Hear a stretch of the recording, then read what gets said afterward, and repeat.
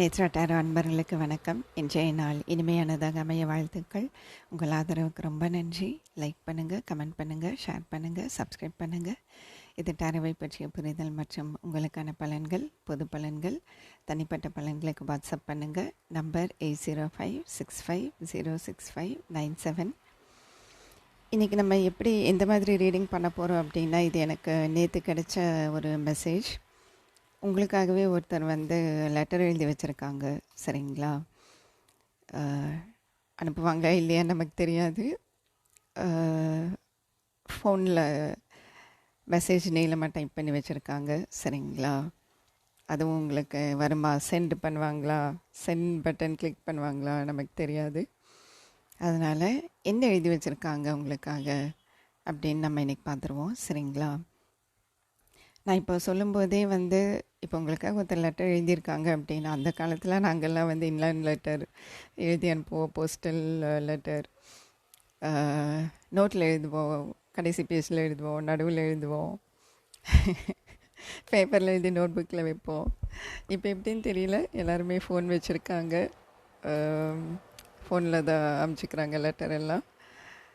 சரி, இப்போ நான் சொல்லும்போது அது யாருன்னு உங்களுக்கு தெரிஞ்சிருச்சுன்னா இப்படியே கண்டினியூ பண்ணிடலாம். இல்லை ஒரு நிமிஷம் வேணும் யோசிக்கிறேன் அப்படின்னா இந்த வீடியோ பாஸ் பண்ணிவிட்டு அப்புறம் கவனிக்க ஆரம்பிங்க. சரிங்களா? ஃபஸ்ட்டு நான் என்னோடய டெக்லேருந்து மெசேஜ் புல் பண்ணிடுறேன். ஏன்னா இது மெசேஜ், என்ன மெசேஜ் உங்களுக்காக அனுப்பணுன்ட்டு எழுதி வச்சுருக்காங்கன்னு பார்க்குறோம். அதனால் நான் ஃபஸ்ட்டு மெசேஜ் புல் பண்ணிடுறேன்.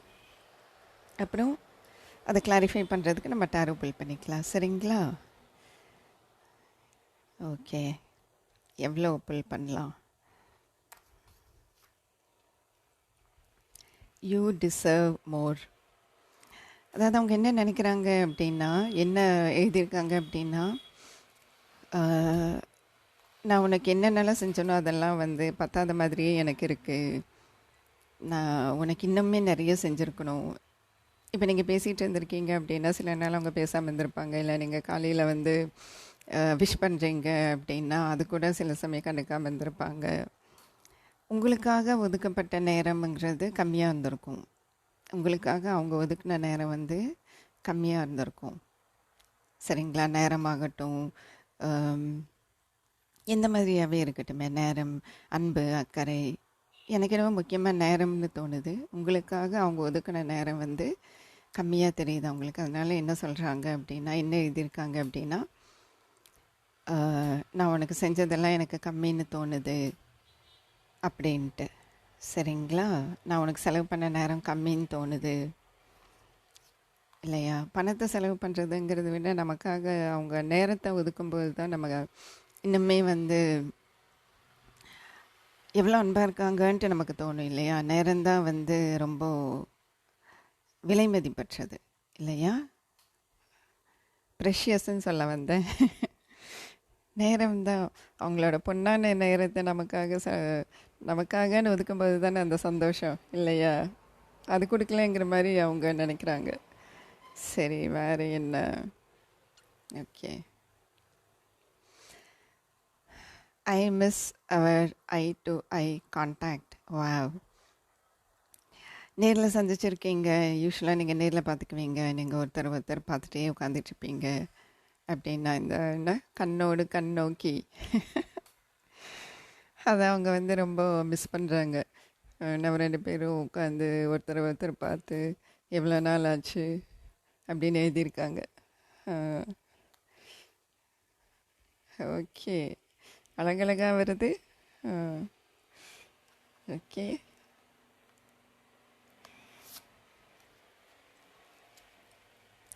It's my ego that stops me. இந்த ஈகோங்கிறது இதுக்கு முன்னாடி ஒரு மெசேஜில் பார்த்தோம் இல்லையா? எனக்கு ஞாபகத்தில் இருக்குது. அதாவது எனக்கு தெரிஞ்சு அநேகமாக அவங்க பேசாமல் இருக்காங்க போல் இருக்குது. இல்லை அவங்களாம் இப்போது ஒரு வேலை உங்கள்கிட்ட சாரி கேட்கணும் அப்படின்ட்டு வச்சுக்கோங்களேன். ஆனால் அவங்களுக்கு அந்த ஈகோ தடுக்குது. சரிங்களா? அதுதான் சொல்கிறாங்க. எனக்கு உங்ககிட்ட பேசணுன்ட்ருக்கு, இதெல்லாம் பண்ணணும் அப்படின்ட்டுருக்கு, ஆனால் என்னோடய ஈகோ அதை தடுக்குது அப்படின்னு எழுதியிருக்காங்க.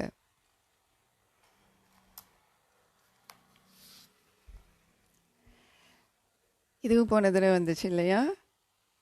அந்த 3 வரல, இது வந்தது message. Thanks for being so patient with me. என் கூட நீ ரொம்ப பொறுமையாக இருக்கிற, ரொம்ப நன்றி, ரொம்ப சந்தோஷம். எனக்காக நீ பொறுமையாக இருக்கியே. அவ்வளோ பொறுமையாக இருக்கீங்களோ? இந்த வாரமாக அதே வருது. நீங்கள் ரொம்ப பொறுமைசாலி போல் இருக்குது. வீடியோ கால், நீங்கள் ஏதாச்சும் வீடியோ கால் பண்ணுறவங்களா? வீடியோ கால் பண்ணும் போல் ஆசையாக இருக்கும் போல் இருக்கு அவங்களுக்கு. ஓகே.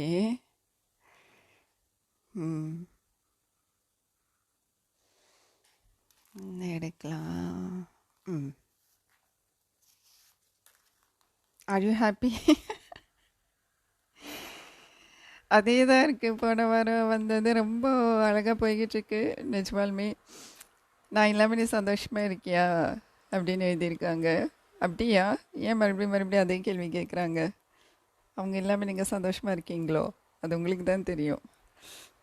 நீங்கள் சொல்லலையோ? ஆமாம் இல்லை ஏதாச்சும் சொன்னீங்களா? நேர்லேயே சொல்லணும்னு அவசியம் இல்லை இல்லையா? சொல்லுங்கள். டெலிபதி அப்படின்னு சொல்லுவாங்க.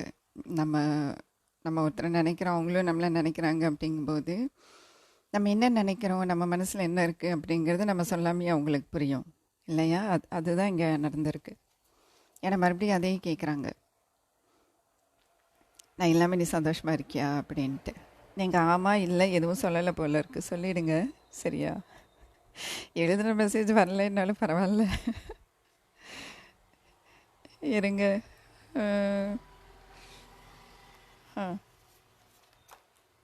இதுவும் வர்றேங்குது. சரி, ரெண்டுமே எடுத்துக்குவோம். I am waiting for a sign from you. ஏன்னா போன தடவை நமக்கு என்ன வந்துச்சு அப்படின்னா, அவங்க பிரபஞ்சத்துக்கிட்ட அறிகுறி கேட்டாங்க, ஐ மீன் சைன் கேட்டாங்க, நிமித்தம் அப்படி கேட்டாங்க, அது கிடைக்கிது அப்படின்ட்டு. இந்த தடவை அவங்க இந்த தடவை என்ன சொல்கிறாங்க அப்படின்னா, உங்ககிட்ட ஒரு சைன் வேணும் அப்படிங்கிறாங்க. நீங்கள் எப்படி சைன் கொடுப்பீங்கன்னு தெரியல, நீங்கள் எந்த மாதிரி சைன் கொடுப்பீங்களோ அது கொடுத்துருங்க அவங்களுக்கு, சரிங்களா? கனவுல போங்க. அதுக்கெல்லாம் நிறைய கனெக்டிவிட்டி வேணும் இல்லையா? You came, oh my goodness me, you came in my dream. இப்போ தான் நான் சொன்ன கனவுன்ட்டு பார்த்தீங்களா? நீங்கள் அவங்க கனவில் வந்திருக்கீங்க. நீ என் கனவில் வந்த அப்படின்னு எழுதியிருக்காங்க, சரிங்களா? ஸோ என்னென்ன எழுதியிருக்காங்க இங்கே கொண்டு வந்து வச்சுருவோம். நான் உனக்கு செஞ்சதெல்லாம் எனக்கு திருப்தி இல்லை. நான் உனக்கு என்னென்ன செஞ்சுருக்கணும் இது வரைக்கும், அதில் எனக்கு திருப்தி இல்லை. நான் உனக்காக செலவு பண்ண நேரம்லாம் எனக்கு ஏதோ பத்தாத மாதிரியே இருக்குது. நம்ம 2 பேரும் உட்காந்துட்டு 2 பேரும் ஒருத்தரை பார்த்துக்குவோமே, அதையெல்லாம் நான் மிஸ் பண்ணுறேன். வந்து உட்காந்து உன் கண்ணு பார்க்கணுன்ட்டு எனக்கு ஆசையாக இருக்குது. வீடியோ கால் பண்ணுவோமா, நம்ம 2 பேரும் பார்த்துக்குவோமா, ஒருத்தர் பார்த்துக்குவோமா. ஒன்றும் பேசாட்டி கூட பரவாயில்ல, அப்படியே பார்த்துட்டே உட்காந்துக்கலாம். இப்படியெல்லாம் நான் நினைக்கிறேன். ஆனால் நான் இல்லாமல் சந்தோஷமாக இருக்கியா? ஏதாச்சும் ஒரு சைன் கூட, எனக்கு அப்போ தானே தெரியும். நீ என்ன கனவுல வேறு என்ன உன்னை பார்த்த நீ ரொம்ப அழகாக இருக்கு. இதெல்லாம் கிளாரிஃபை பண்ணுறதுக்கு ஒன்றுமே இல்லாத மாதிரி இருக்கு. இருந்தாலும் நம்ம கிளாரிஃபை பண்ணுவோம். என்ன பாருங்கள், கீழே த்ரீ ஆஃப் பென்டக்கிள்ஸ் இருக்குது. நீங்கள் அவருக்கு ரொம்ப ரொம்ப அழகாக தெரியுறீங்க. ரொம்ப அழகாக ஸ்மார்ட்டாக, நல்லா ஸ்மார்ட்டாக ட்ரெஸ் பண்ணுவீங்களோ பாருங்கள். அந்த பொறுமை, நீங்கள் அவங்களுக்காக அவங்கள விட்டுட்டு போகாமல் இருக்கீங்கன்ட்டு அவங்க அதை நினச்சி தான் அவங்க ரொம்ப நீங்கள் பொறுமையாக இருக்கீங்கன்னு சொல்கிற மாதிரி எனக்கு தோணுது. ஏன்னா த்ரீ ஆஃப் பென்டக்கிள்ஸுங்கிறது ஒருத்தர் கூட சேர்ந்து ஒன்று என்ன சொல்கிறது, பில்டு பண்ணுறோம். அது தமிழில் என்ன சொல்கிறது, இப்போ ஒரு உறவை நம்ம கொண்டு போகிறோம் இல்லையா, ஒரு உறவு மேம்படுத்துகிறோம். அதுதான் அந்த உறவோட அஸ்திவாரம், ஃபவுண்டேஷன்னு சொல்வேன். த்ரீ ஆஃப் பென்டக்கிள்ஸ் வந்துச்சுன்னா அந்த உறவுக்கு அஸ்திவாரம் நீங்கள் ரொம்ப ஸ்ட்ராங்காக போட்டிருக்கீங்க. அதுதான் அவங்க சொல்ல வராங்க. நீ என் கூட இவ்வளோ பொறுமையாக இருக்கேன் அப்படின்னு என்ன அர்த்தம், நீங்கள் இந்த உறவுக்கு ரொம்ப அழகாக ஸ்ட்ராங்காக ஒரு அஸ்திவாரம் போட்டிருக்கீங்க. ரொம்ப நல்லா இருக்குது. நான் பேசினதெல்லாம் உண்மைன்னு சொல்கிறாரு. கிங் ஆஃப் ஸ்வாஸ் அது உண்மை பேசுவார். சரிங்களா? நான் இப்போ இதெல்லாம் உங்ககிட்ட சொன்னேன் இல்லையா, நான் எழுதுறது எல்லாமே உண்மைதான், நீ ஒன்றும் அதை சந்தேகப்பட வேண்டாம், நான் என்னென்னலாம் எழுதியிருக்கணும் உனக்காக உனக்கு அனுப்பணுன்ட்டு அதெல்லாம் உண்மைதான், நீ நம்பு அப்படிங்கிறாரு. சரிங்களா? வாவ், இங்கே பாருங்களேன், king of swords, queen of swords, இதுக்கு மேலே என்ன வேணும்? ஆனால் கொஞ்சம் அவங்க ஏதோ கொஞ்சம் உங்ககிட்ட கூச்சிட்டு பேசி இருக்கிற மாதிரி எனக்கு தோணுது. அதனால தான் இப்போது இந்த லெட்டர் எழுதணுன்னே எழுதியிருக்காங்க. ஸோ கோவமாக இருந்திருக்காங்க, இப்போ கோவம் இல்லை. சரிங்களா? இப்போ கோவம் இல்லை. ஏதாச்சும் ஒன்று பண்ணணும் அப்படின்னு தோணுதா உங்களுக்காக? சரிங்களா? உங்களுக்காக ஏதாச்சும் ஒன்று பண்ணணும் அப்படின்னு அவங்களுக்கு தோணுது. சரிங்களா? இதை இங்கே வைப்போம்.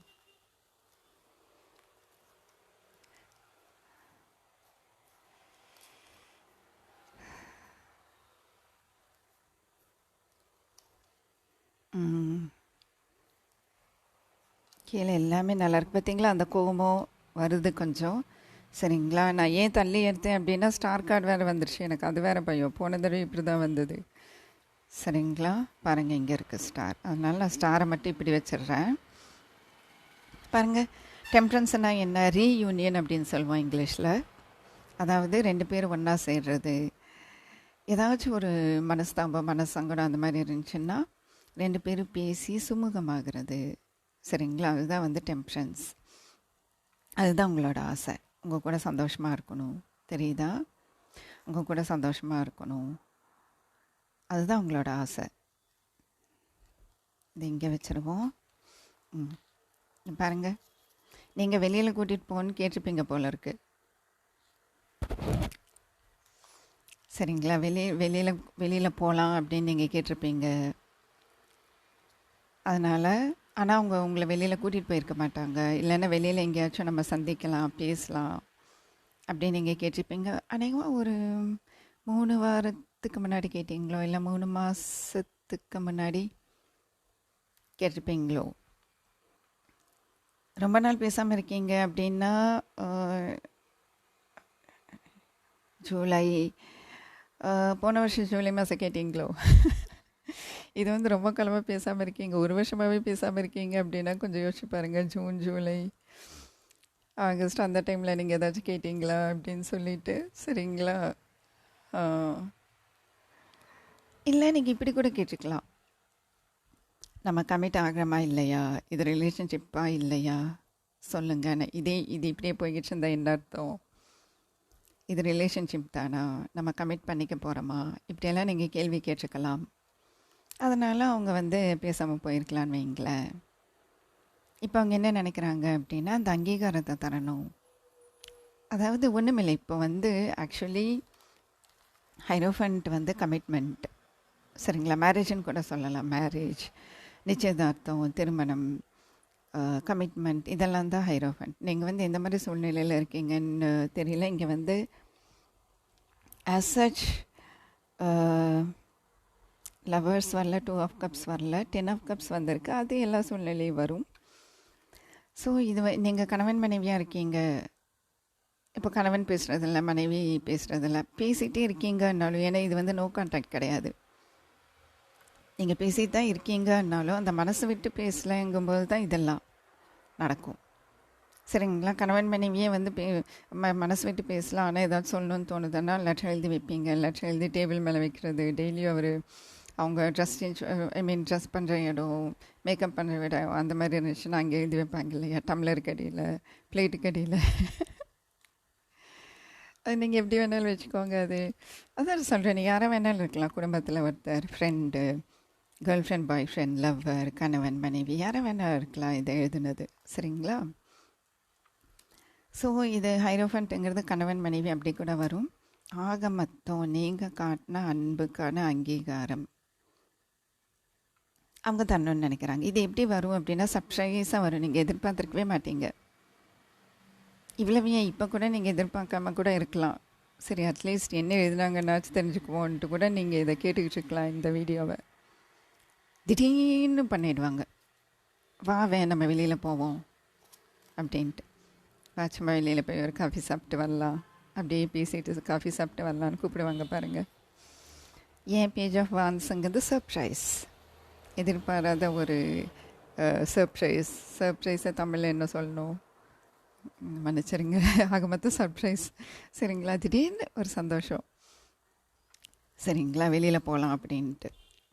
சரிங்களா, நான் ஒரு வீடியோவில் வெள்ளை குதிரையை பற்றி சொல்லியிருந்தேன், உங்களுக்கு ஞாபகத்தில் இருக்கா?